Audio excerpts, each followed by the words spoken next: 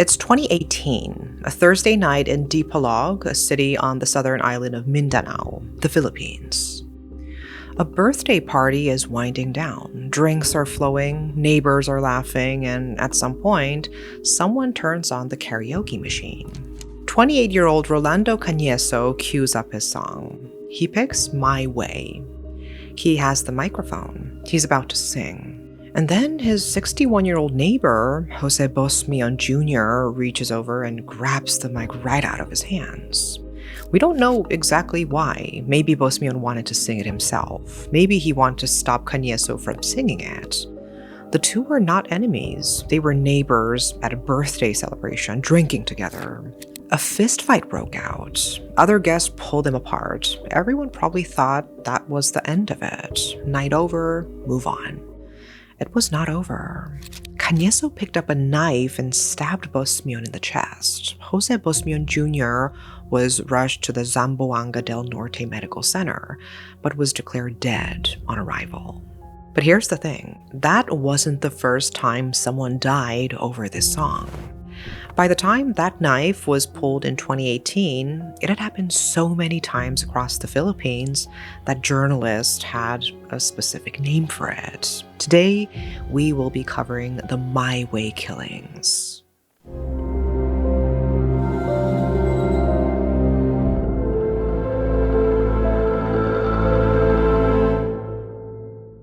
If you and your child spent years growing up on social media and experienced serious mental health struggles, you should hear this. Recently, a jury ordered Meta and YouTube to pay millions for their role in designing and promoting addictive platforms. They knew their apps could contribute to anxiety, depression, and body image issues, but didn't share those risks while prioritizing profits. The recent historic verdict underscores the consequences of those decisions. Now, Morgan & Morgan is stepping up to hold these platforms accountable for the harm they caused. Click the link in my bio to take a short quiz, and you may be entitled to a potential recovery of over $1,000.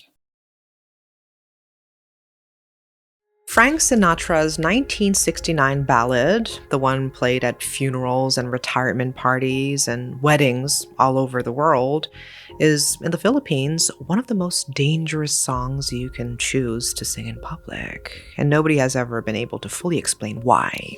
Now, I'll be honest, I was initially skeptical about this, because on the surface, it doesn't sound real. But I spoke to a friend from the Philippines who confirmed it's a well-known phenomenon here.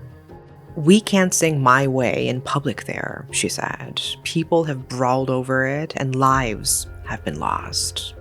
But before we get into the events that led to this reputation, I need to tell you about the song, because you need to know the origin story before you can understand everything else that came after. My Way was not originally a Frank Sinatra song. It started as a French pop song called Comme d'habitude, which translates to as usual, and it's about a couple trapped in a slow, dying marriage. Written in 1967 by Jacques Revaux and Claude François, with lyrics also by Gilles Thibault, it charted high on the French charts, selling hundreds of thousands of copies domestically. It was a genuine local success. It was just completely unknown everywhere else. Then, a Canadian pop star named Paul Anka heard the song while visiting France. The melody immediately made him think of someone. Anka and Sinatra had been running in the same circles for years, and Sinatra had been teasing him for ages. He'd say, "Hey kid, when are you going to write me a song?" And Anka kept deflecting because he was terrified of getting it wrong. And it's not for no reason that he did this. Frank Sinatra was not just a famous singer. He was, by the late 1960s, arguably one of the most influential and most popular musicians of the 20th century. 50 million records sold, decades of number ones.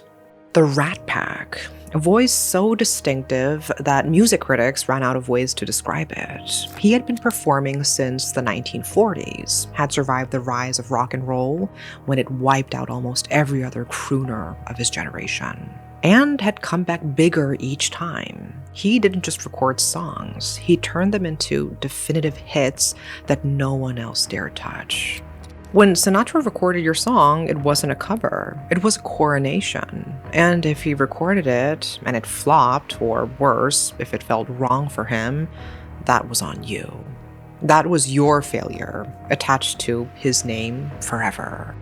So yes, Anka kept trying to avoid taking on the level of responsibility that came with the job. This was Frank Sinatra. You weren't allowed to get that one wrong. But then, sometime in 1968, Sinatra told Anka something unimaginable. He said that rock and roll was making him feel irrelevant. He was done. He was going to do one last album and walk away. Anka flew back to New York, sat down at 1 a.m, pulled out the French melody, and started writing. Not a translation of the original, something completely different. He asked himself, what would Sinatra actually say if he were a writer? The words came out in one sitting. He finished the song at 5 a.m, called Sinatra at Caesar's Palace, and told him, "I've got something really special for you." And Sinatra recorded it in a single take on December 30th, 1968.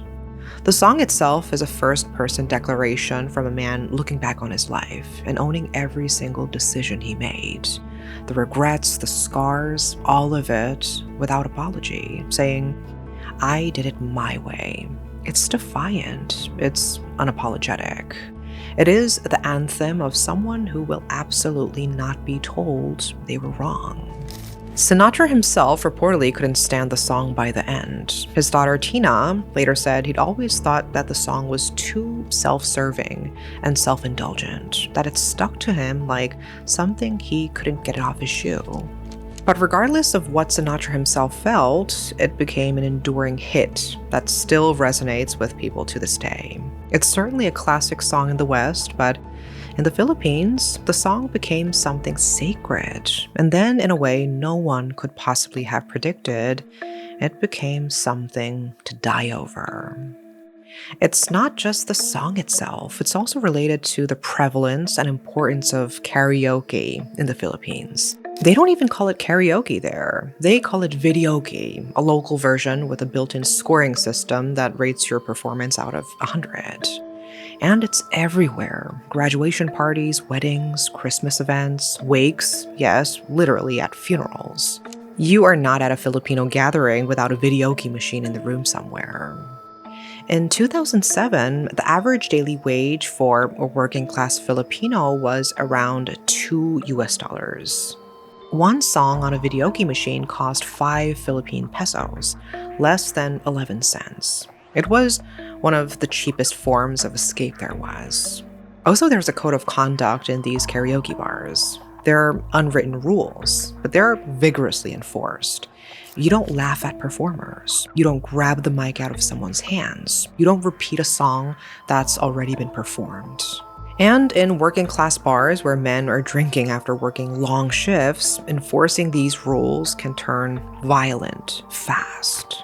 Fights over videoke were not exactly uncommon, but what started to look unusual was that one specific song kept appearing in the police reports. It was the same song over and over. The first documented My Way killing is not a vague anecdote. It is in the Philippine Supreme Court records. January 16, 1998, Tidbits Videoke Bar in the municipality of Pangasinan. 3 brothers, Serviliano, Melton, and Michael Ferrer, had been drinking at their mother's house earlier that evening. Melton was visiting from out of town, and at around 9:45 p.m., they headed to the bar to keep the night going. For a while, they were the only customers there, and they were having a great time. But about 45 minutes later, a second group arrived. A man named Jamie Palaganas, his nephew Ferdinand, and a third man, Virgilio Bautista. The 2 groups sat at separate tables. They took turns using the single karaoke machine, politely, for a while. Then Jamie got the mic and queued up My Way. Melton Ferrer, who was drunk and apparently knew the song well, started singing along from across the room. But Jamie was insulted. He felt he was being mocked. So he walked over to the Ferrer's table and struck Serviliano in the head with the microphone. What followed was a brawl inside the bar, which then continued outside. Ferdinand ran to his brother Rugeric's house nearby. Rugeric came out. When he reached the scene, Ferdinand was pointing at the Ferrer brothers in the street. Rugeric Palaganas didn't hesitate. He pulled out an unlicensed .38 caliber firearm and fired. A bullet struck Melton Ferrer in the head and the right thigh. He died on the spot. His brothers Servigliano and Michael were also seriously wounded, but they were fortunate enough to escape with their lives. Rugeric Palaganas was convicted of homicide and 2 counts of frustrated homicide, a charge similar to what would be considered attempted homicide in the United States, for the surviving brothers. The case went all the way to the Philippine Supreme Court, which upheld his conviction in September 2006. The use of an unlicensed firearm was listed as a special aggravating circumstance. Through the early 2000s, local Filipino reporters started noticing something. These things would happen in different cities, on different nights, and in different bars, but it would be the same song. Someone would be singing My Way, someone else would object, sometimes over the singing itself, sometimes over who got to sing it, sometimes over how long they'd been holding the mic, and then suddenly a body would drop. The exact number of deaths across this period is genuinely unclear. The Philippine National Police tracked these incidents as standard homicide cases.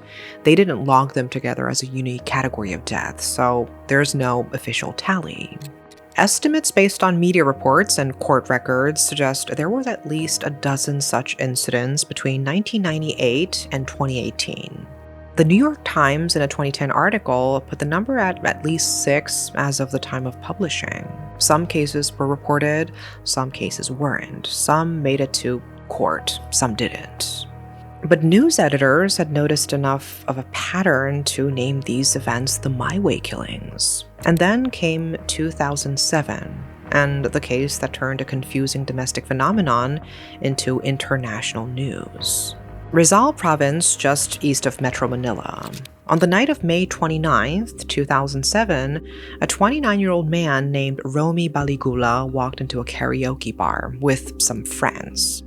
He got up to sing, choosing to perform My Way. Romy was going off-key and by multiple accounts struggling to get back on track.